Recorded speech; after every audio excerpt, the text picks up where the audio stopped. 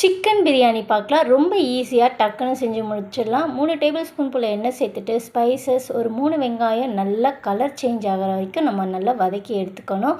இப்போ ஒரு 3 தக்காளி போல் அதையும் சேர்த்து நல்லா வதக்கிக்கோங்க. கூட கைப்பிடி ஃபுல்லாக புதினா கொத்தமல்லியும் சேர்த்துட்டு இஞ்சி பூண்டு விழுது சேர்த்துட்டு தேவையான அளவுக்கு உப்பு சேர்த்துட்டு இது நல்லா மசிஞ்சு வர வரைக்கும் வதக்கிக்கணும். இப்போ சுத்தம் பண்ணி வச்சுருக்க 1/2 கிலோ போல் சிக்கனையும் சேர்த்துக்கோங்க.